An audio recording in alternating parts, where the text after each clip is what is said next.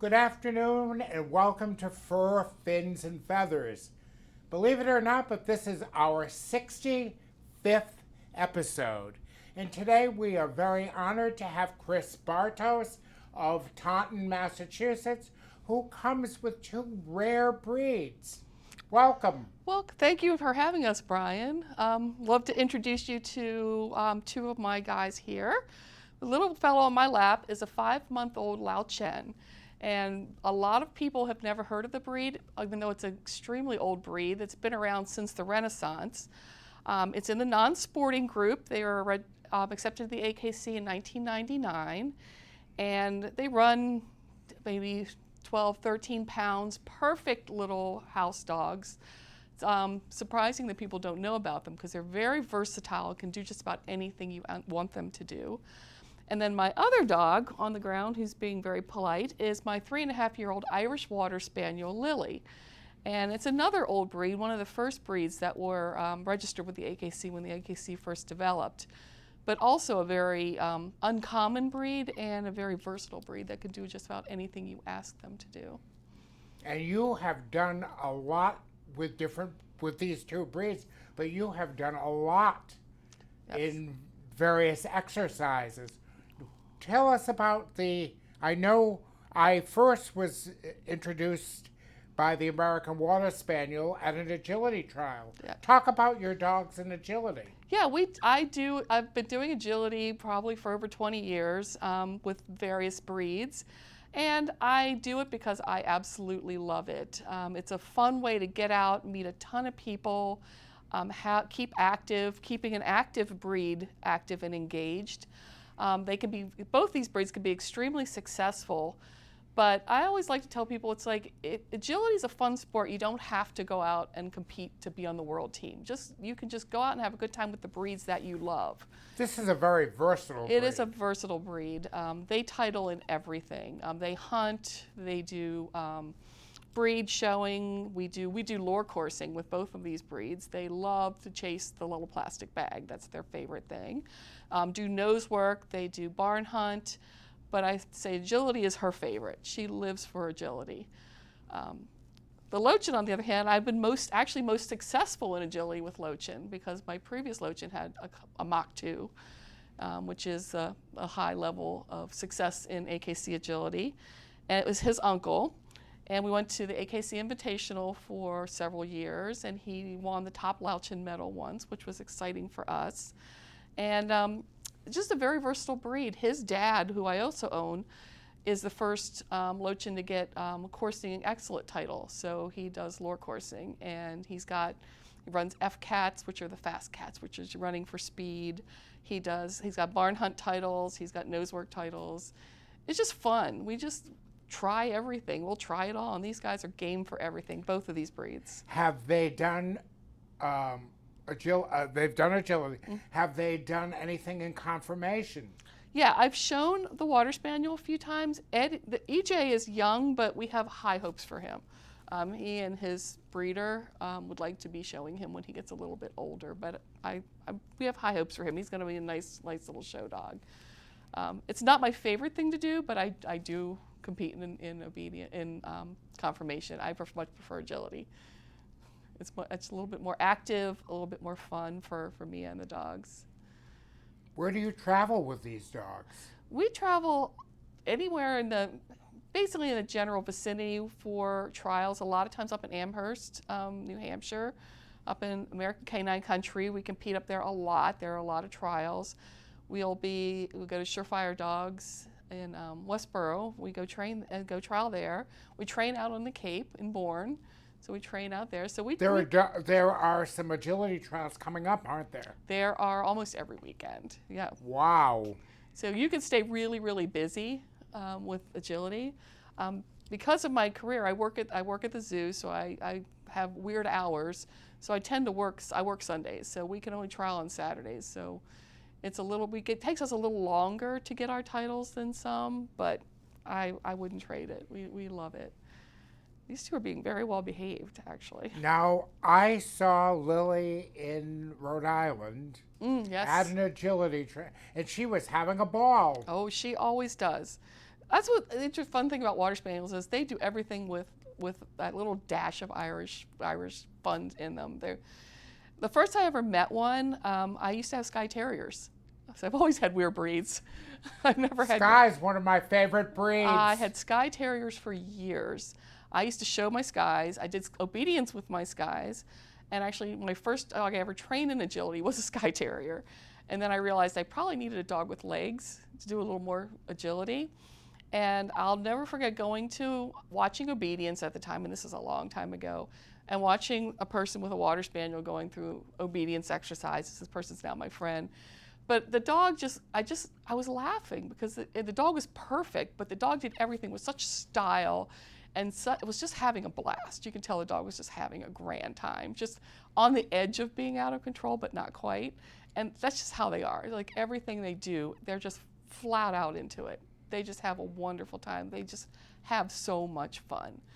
They have a grand time with everything they have. You know, it's like same thing. They hunt.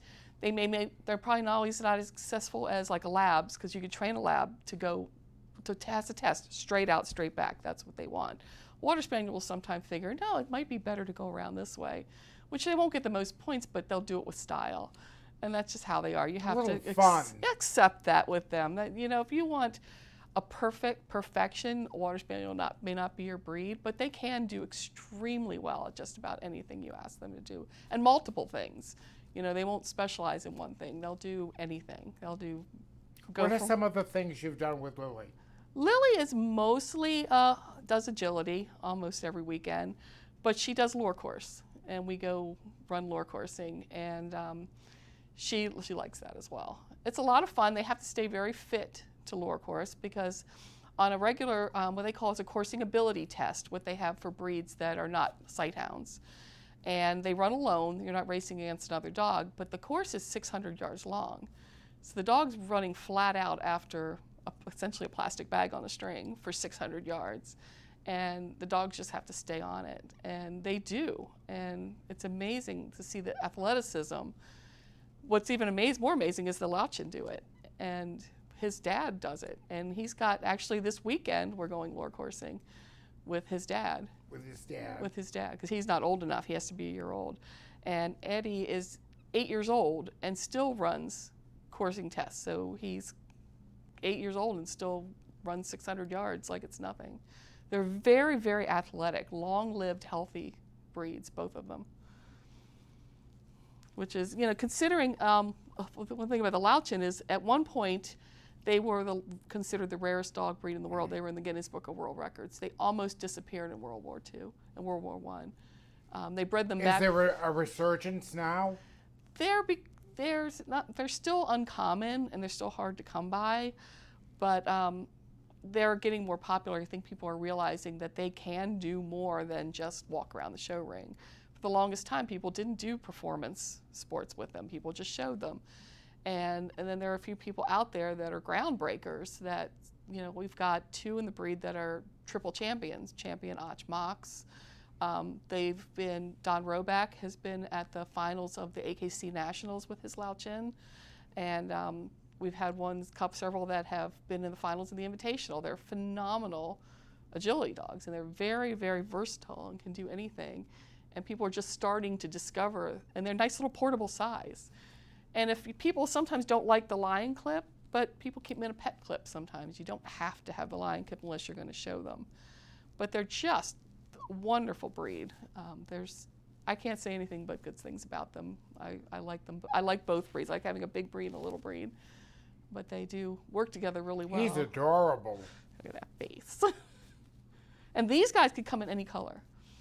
His dad is Snow White. Completely white with a black spot on his head. They can be any color whatsoever. There's no rules. Water Spaniels are always liver brown. So when these guys are born, it's fun because you never know what color the puppies are going to turn out to be. When I found out that you were going to come on the show, I had to do some research, of course, and I said, I know nothing about this breed, and I've been showing dogs for 41 years. Oh, it's surprising. I have people come up to me all the time and ask me what it is at dog shows. I mean, at agility trials where people that know dogs or try to guess what they are. I get a lot of people guess it's a Chinese crested, more than I would have ever expected. A lot of people say, is that a Chinese crested? I'm like, no, it's a Lao Chin. So yeah, they're very uncommon. Most people by now, the Water Spaniels, more people actually know the Water Spaniels than know the Lao Chin.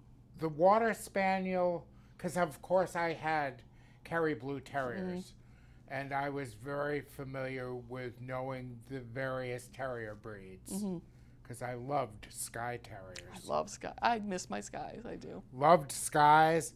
My second biggest fan was Sealies. I like Sealies too. I love Sealies, and we've had a Sealy on the show who came from Connecticut, and I wanted to steal him and take him home. But I see more and more interest developing with the Irish Water Spaniels. Yeah, they are doing really, really well out in the breed ring. There's some out there showing right now that are doing phenomenal. Your friend. My friend Stephanie O'Reilly. Has phenomenal Irish Water Spaniels. She has phenomenal agility dogs, and right now her male Sloan is out there. I've been following him on weekends, and boy, he's really doing well. He is doing fantastic. And when she hits him back in agility, goes right from the breed run right to agility and doesn't bat an eye. You know, he may not have seen agility for weeks. It comes right in and qualifies. The dog does amazing. They're amazing dogs. They don't forget. When you teach them something, they don't forget. They'll remember it. I met both of you that weekend in North Smithfield. Yep. And right in. I just love it. They do love it. And they just, like I said, they just have a good time. They get out there, and sometimes, the course they run may not be the one you really had intended in the beginning, but that's okay. You know, you have to be willing to laugh with both of these breeds. You know, you can't worry about that. You just have to have a great time. And sometimes she just makes me laugh, and every moment she's just so sunny and happy. And look how good she's being. She's being good for a 3.5-year-old. What other things does she do? For like I said, she does agility, and we've shown a couple times in breed, but like I said, I don't show her that much. Okay. I haven't started her in too many other things besides lure coursing, which she does like. I like to start nose work with her. That's a lot of fun. Talk about nose work. I know little about nose work. It's kind of meant to simulate dogs that are doing searches for, you know, their dogs that go out and find bombs or guys who find other things. Search and rescue dogs. Yeah, it's sort of to simulate that, but instead of finding a person or a gun or something, you're finding with a specific odor that you train the dog to find. We find in NACSW, which is a group that my other dog trained with, it's birch, and we found that, and it's fun. And the dogs, what's really interesting about it is it's like you have to give up control a little bit, because once you teach the dog to find it, you don't know where it is. It's like tracking. Tracking to me is one of my favorite sports, is that because it's a mental exercise. You can't tell Have the you dog. done tracking? Yeah, I used to teach tracking. I love tracking. I don't do it as much now. What breeds did you? With my Water Spaniels. Really? Yeah. So again, very versatile. Very versatile. I think my Lowchen, his dad would be fabulous, because you need a dog that's willing to make a decision.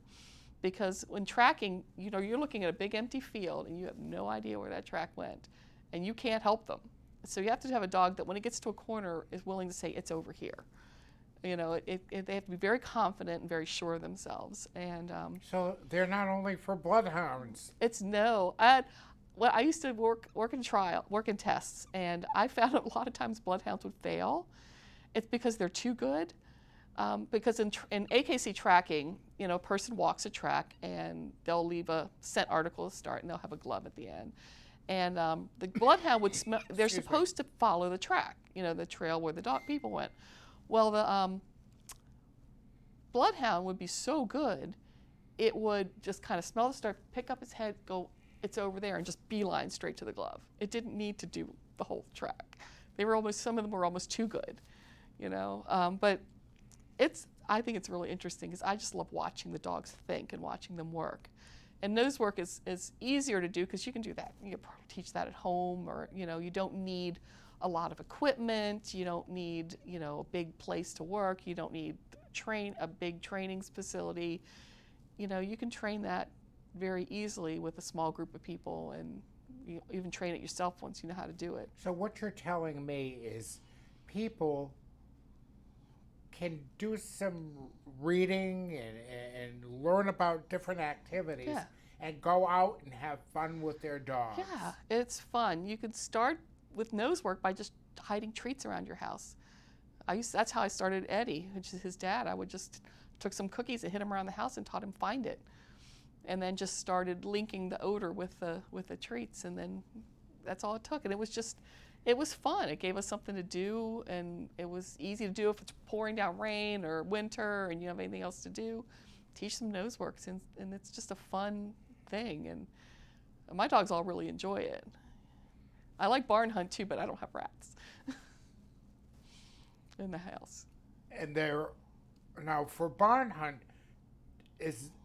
are the dogs mostly terriers?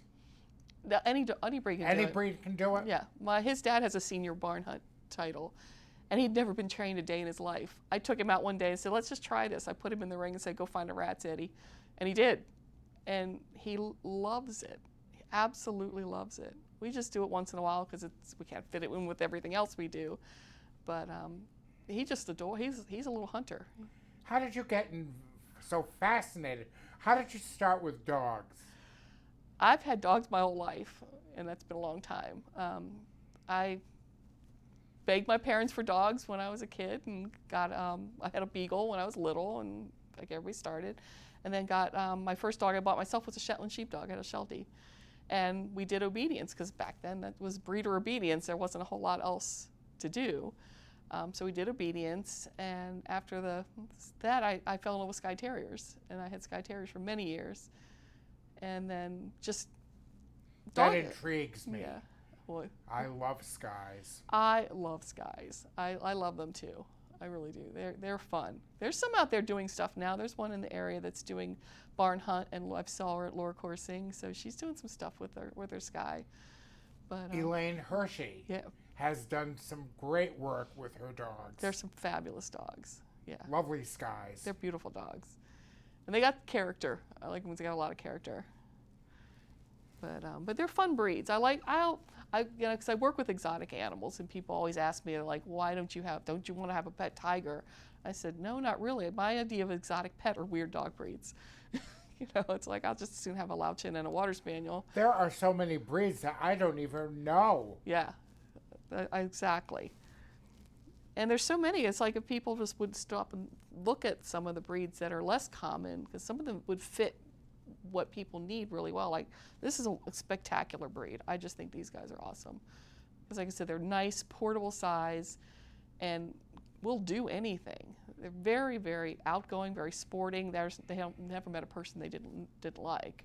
By just coming on the show here today, we are introducing I call them unusual breeds, that people don't have an inkling anything about. Right. And they could fall in love with them. They could. How can you not resist that face? And this is a very... Now, how much does he weigh? As an adult, probably about 12, 13 pounds. Very versatile. Very versatile. Like if you're in agility, most of them run in the 12-inch jump height. Most of them. That's about where their shoulder height comes in. Talk about his grooming. It's actually the Water Spaniel to me is harder than the Lao Chin, because the Lao Chin, you have the lion clip, which it starts behind the last rib, and then you have the lion tuft on the tail, and then goes down to the joint on the leg, and then you do the tips of their feet. But the rest of it, you just comb or brush. You should never shape it or trim it because it's supposed to look like little lions. And it's always been, well, lions don't have a groomer in the wild. So it typically, all you do is brush them and shave the shaved parts. While these guys, if you were showing them, they're all hand scissored. It's like you shape them. This is a very hard breed to groom, isn't it? It's hard if you want to show them. Yeah. I use a clipper and keep her trimmed short because to me that's an easier coat to keep. Stephanie's dogs are in full coat. Yes. Sloan is in full show coat and looks spectacular. And that takes a lot of work. That takes a lot of bathing and a lot of work. But to have them as pets, don't let that turn you off of the breed. Like I said, a lot of people keep these guys in pet clips. Just keep them short. And like I said, with Water Spaniel, I use a clipper with a comb and just trim them down and keep a short clip on them. You still keep the curls. And what's interesting, another thing interesting about them with their grooming, Lily, can you look up? You wake up? Is they have the smooth face. You don't shave that. That grows that way. That and then the rat tail, which she's laying on right now. So people think that you, like a poodle, you would shave their face. You don't. I don't touch her face. It just grows this way. How are the Irish Water Spaniel? Are they popular in Ireland? They're rare everywhere. They're one of the breeds in danger of disappearing in the UK. It's all these unusual and amazing breeds are just starting to disappear. People are getting generic, it's like everything's a lab. Nothing against labs, but maybe another breed is a good fit for you as well. I have had many discussions with Skye folks, and the Skye is disappearing. They are worse off than these guys. They're in very bad shape, which is a shame because they're amazing dogs. They really are. And it's like, this is show people that I've had someone come on the show here that came with an American Water Spaniel, and that is a breed that's rapidly disappearing. I know, and it's a breed that's it's an American breed. It was developed in the U.S. It's one of the few American breeds, and it would be a shame to see breeds like that disappear. And these guys, like I said, they're just so much fun. Both of them, they're versatile. You make you laugh all the time. What is her longevity? I have her grandma, who's 13 and a half and going strong. Probably, a bigger breed, 12, 13 is probably reasonable. These guys, I know of many that have gone to 16, 17. These are amazing little dogs. They're extremely healthy little breeds. These guys are too. I mean, being a bigger breed, you have to be a little more cautious, like with their hips and stuff, than with the smaller breeds. But on the whole, has she had any puppies? No, not yet. Not yet. Not yet. I may have not made that decision yet. But you are a very pretty girl. She's being very well behaved. But they are called rat tail spaniels as well. That's why, because they have that rat tail, which, like I said, I don't know if anybody can see it. I don't want you to get you up, but you can see. Yes, you have a rat tail. They have a rat tail, and that's another thing that's part of the breed characteristic, and that you don't shave that either. It grows that way. All right. So and she excels in agility. She does extremely well in agility. She's a lot of fun. I have a wonderful time with her. She just gets out there, and she's very bouncy. They're very good learners. They learn very quickly. Yeah, they don't like a lot of repetition. They're one of those breeds that you can't just keep drilling things with them. They get bored. They like you to keep them engaged, and once they've learned it, they're like, I don't need to go over this 10 times. I've got it. I think these guys are a little more willing to do it as many times as you want, because being a companion breed, they're like, whatever you want, I'll do it. Well, these guys are like, all right, I'm on to the next thing. Do they get along well? They get along great, yeah. The Lowchen are in charge.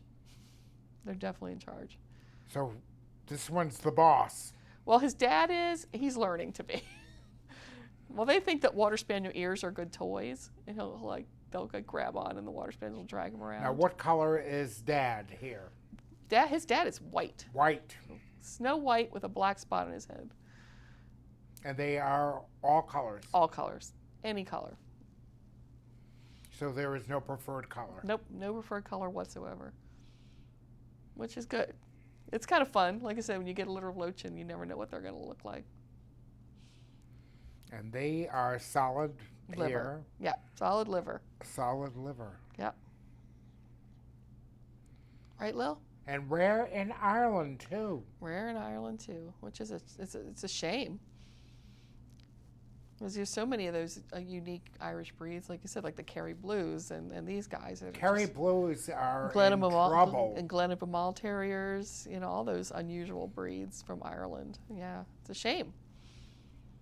It's some remarkable, unusual breeds that I have only been to Ireland once, and I saw a Kerry Blue in a park,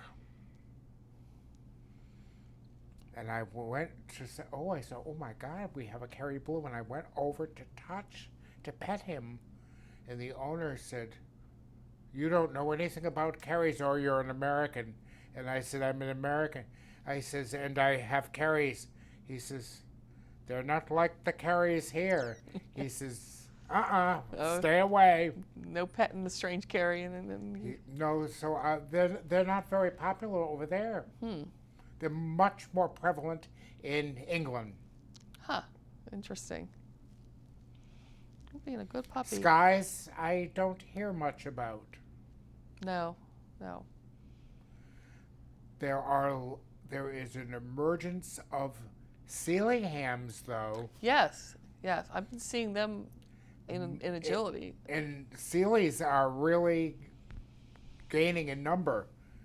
Which is good. They're a delightful breed. They are fabulous dogs.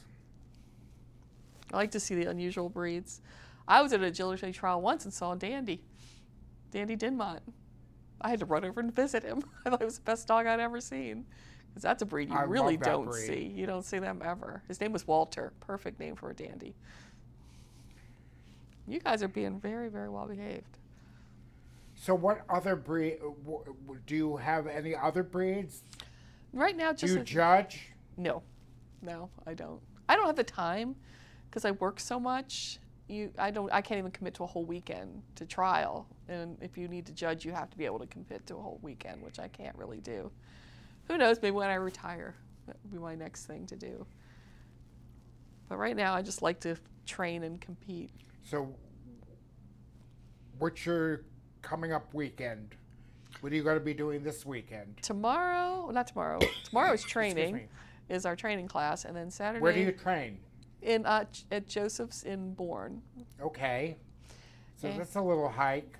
It's a little hike, but I like going there, and I like our classes a lot. I like our instructor a lot. And then, so this Saturday we're going to Connecticut to do Fast Cat, which is the 100-yard dash for time. So the dogs run, both of them. Well, not him, his dad. No, his he's dad too and young. him. And her, she'll do it. And her, rather. And they time them, so they have timers, and they calculate the miles per hour, and you get points for how many miles per hour that the dog runs. And Eddie, who's his dad, has been running, he's 8 years old, has been running now since, I think he's been running now for like 6 or 7 years, and has been in the top 2 or 3 of the breed for the whole time. And he's 8 years old and still going strong. He's hit over 25 miles an hour, which isn't bad for a dog that weighs 13 pounds. I would say so. Yeah. Well, we are going to take a brief break, and we are going to have the next episode. And Chris will be joining us, but we're taking a brief break, and then we will be going on to work on episode 66. Mm-hmm. It was a pleasure meeting you and having you, and we'll see you in a few minutes. Okay, thank you.